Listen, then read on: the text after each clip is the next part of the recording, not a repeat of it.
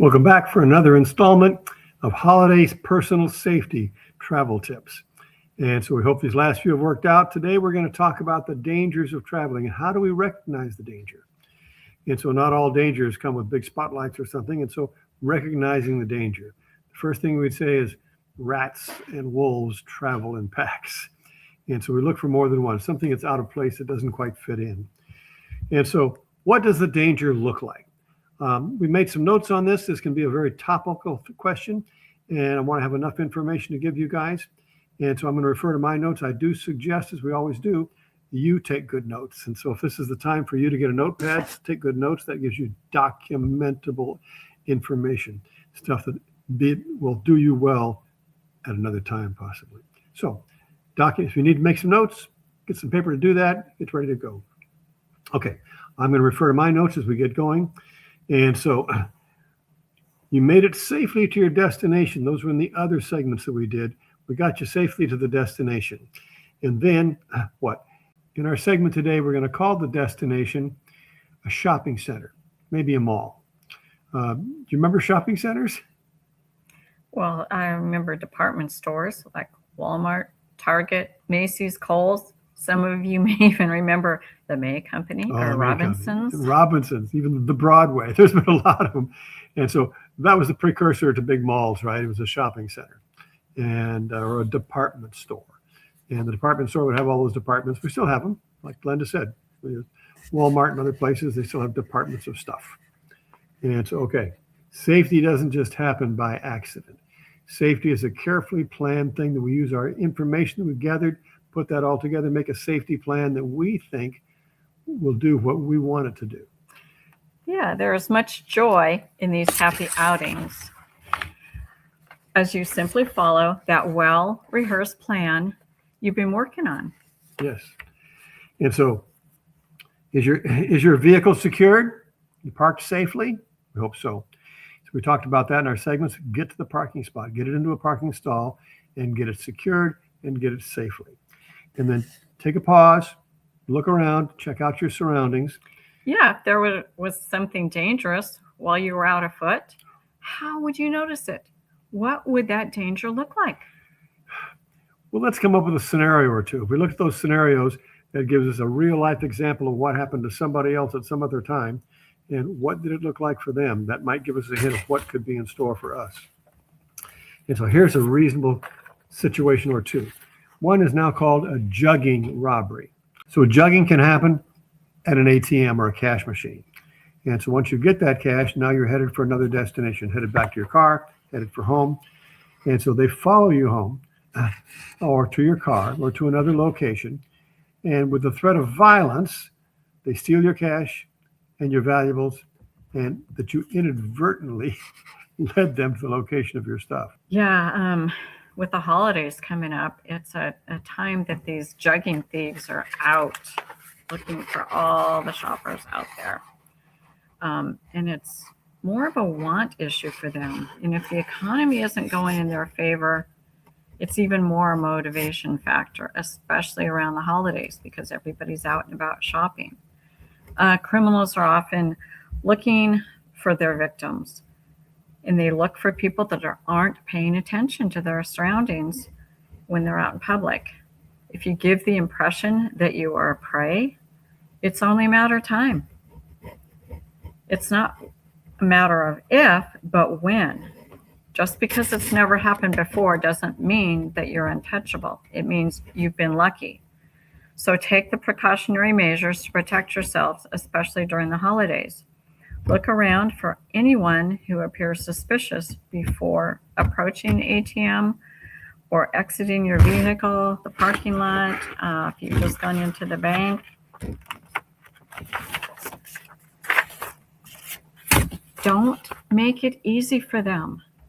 Take the money, put it deep in a pocket, and go right to your car. You don't want to be fanning out the money, counting it, or on your phone. That makes too easy of a target for them. Those who find themselves in a dangerous situation simply hand over the money. Yeah. If the criminal approaches you, just toss the money aside.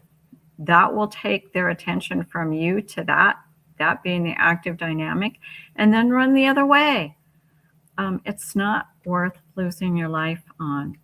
So while you're out doing your holiday shopping, so are the bad guys. Yes. While you're looking for that great deal or to buy that expensive item for that loved one, they're watching you, and they're watching where you are.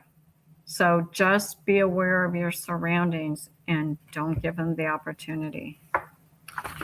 Picture yourself walking out of the mall, juggling all those packages.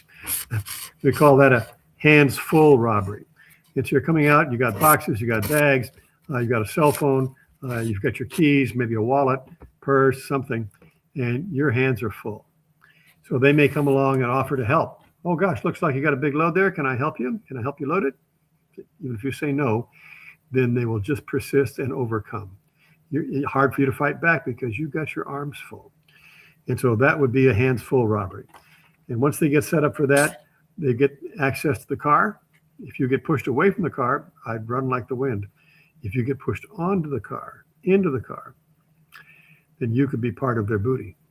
And so just want to get out of there. Leave it. There's nothing that you own, not the car or anything else, that's worth betting your life on. So give up and go. What's inside the car? A glove box. What's inside the glove box? Your automobile registration, insurance information. Now they know where you live. And so by all means, coming back hands full, find another way to do it. A swarming robbery is that group that comes in. Now, this is a group that's new to us now, is swarming. And so what happens in swarming is generally some young people. And many times they've never met in person.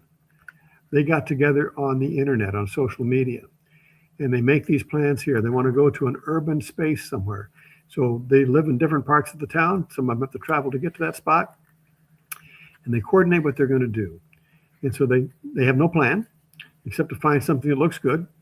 And so they find that person in that urban area, maybe no onlookers around or very few onlookers around. And they attack instantly from all directions. Imagine that. And overcome their prey.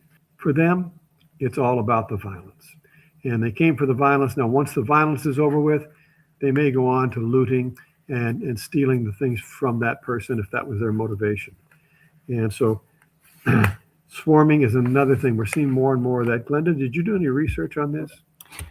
I did. One case up in Canada, there were 8 from 13 to 16-year-old girls. 16-year-old girl, Yeah. eight of them. 8 of them that swarmed a middle-aged man. In the 3-minute attack, they repeatedly stabbed him and took his life. Oh, They didn't know each other. They'd met online, and the police said that the victim had been holding a liquor bottle at the time of the attack. So they figure that was the reason of the attack. They were trying to get his liquor.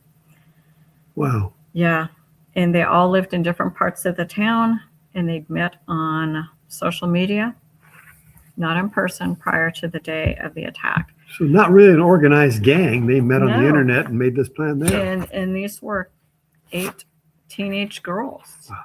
And it was like a little after midnight, so the middle of the night. So you think, okay, well, I don't go out like that at night, especially by myself. Well, here's another case up in Canada where a 16-year-old young man died in the hospital a few days after he was assaulted in a fatal 5-on-1 swarming attack outside of the high school. He was stabbed shortly after leaving school. School students. School students. So this was in the middle of the day. This was at school. And they get this mob mentality, a lot like, a pack of wolves or, Pack of wild rats. dogs or rats or whatever. But one of the young men was 15 at the time of the assault. 15. And so he was one of the kids that assaulted and ended up killing this other young man. He goes, I knew the victim. We didn't get along, but it never should have led to this. I live with guilt every day that I didn't stop it and walk away. I now understand what it truly means when people say one moment can change everything. It certainly did for him. It certainly did for the other young man that died. And these are situations that otherwise these individuals wouldn't do on their own, but they get in this mob mentality. They kind of egg each other on, and it goes downhill fast. Wow, for goodness sakes. And so picture yourself as the target of one of these groups. And so what would you do? Well, better that we explore that here than on the street someday when you're in the middle of it. And so would you defend yourself against a 13-year-old? How would you defend yourself against a 13? Would you defend yourself against a 13-year-old? I said, oh, come on, any 13-year-old attack me, I'd turn him over my knee, paddle his butt, and send him back home. And well, maybe not. And so could you handle one youth, one 13-year-old? And we all said, well, maybe. Okay. Could you handle two? Now what? Coming from different directions. Could you handle three? What if they were girls? Not young men, but young girls. What would you do with a pair of teenage girls? Maybe three of them, 4, 5 or more, even a dozen of them. Yeah, the rate in that case stabbed that poor man to death. Yep, they converged on that old man, stabbed him to death, and took the liquor bottle away from him. Goodness sakes. And so how would you defend yourself against that? Best to give that some thought, give it some study, come up with a plan before you find yourself there. He wasn't really in a place where he shouldn't be. He was in a public place, in an urban place, and they swarmed him. And so that's it. You need a practiced, well-rehearsed plan, one that overcomes their well-rehearsed plan. They planned this, and they've done it before maybe. And so for you to survive this, you need a practice plan that you've been able to realistically rehearse over and over again, something that will take care of their plan for sure. And so here's what we know about that. What we know about that kind of an assault is that in the middle of your ambush, in the middle of your assault, you will not rise to the occasion and develop skills you've never had before. You will only rely on that stuff that you have practiced, drilled, and rehearsed, and is part of your trigger program. And so, my goodness, get the time to make a plan that you think will help you and your loved ones. And it should be realistic. The gun is not a good luck charm. It's not a lucky rabbit's foot. I mean, think about the poor rabbit. It's a gun, it's a tool.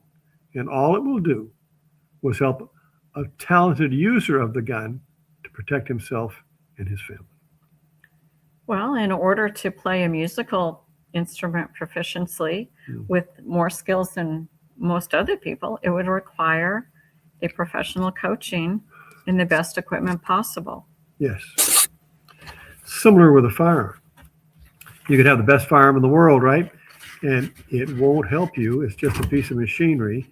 You need to know how to operate it. And a great operator can only do what the gear that he's selected will do for him. At your emergency, you will be your own first responder. So you've got to be prepared. Yes. Okay. So let's take this conversation back to the mall, back to the shopping center.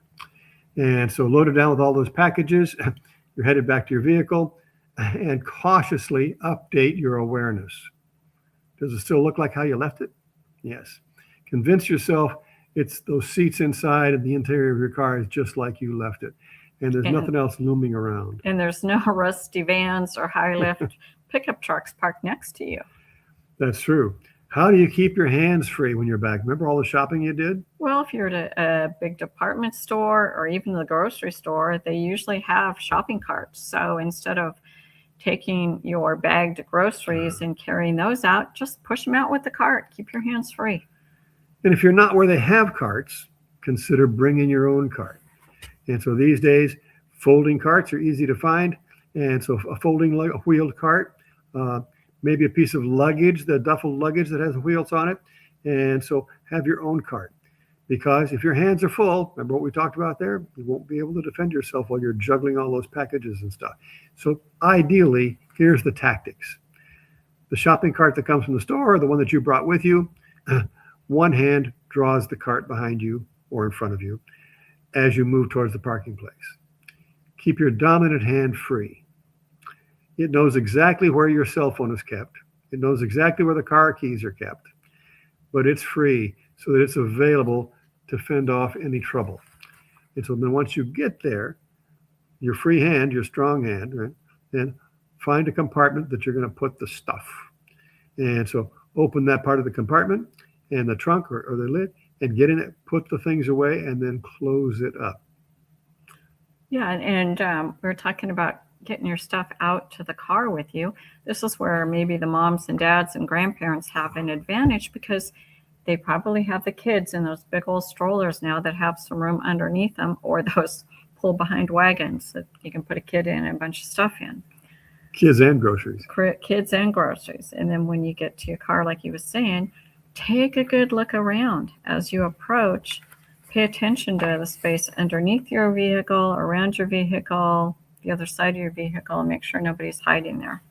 Ask yourself, as you look at that space under your vehicle, could a predator find his way under your vehicle or the vehicles that are close by?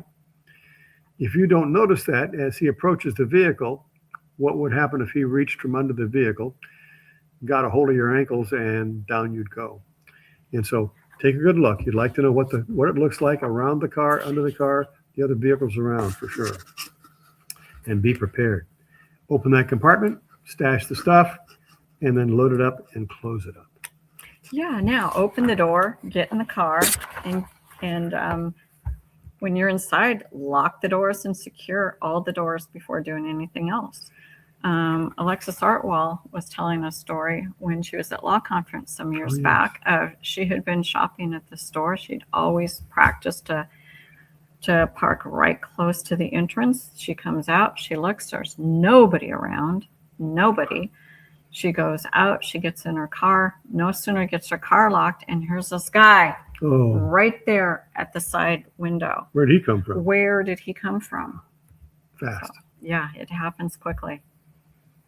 And so quickly prepare your vehicle to be driven away.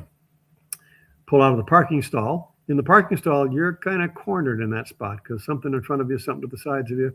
So get out of the parking stall and to a space that has more room around it. And so can you move forward from there? Can you move rearward from there? Can you go to the left? Can you go to the right? The more directional choices you have, the safer you are so you don't get cornered someplace. And now that you're mobile and not confined to the stall, as you navigate, beware of any vehicles that appear to be following you. If somebody is following you, you'd like to know that early on. And so now you're safely underway. This finishes up our segment on parking lots and vehicles and tactics for that.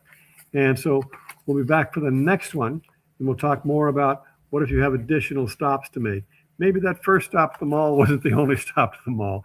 Maybe you had one big old load that you took to the mall, tempting to lock it up and go back in for another load. Yeah, not so much. We'll talk about that in our next segment. And so until then, stay safe. Thanks for joining us with this. We'll see you then.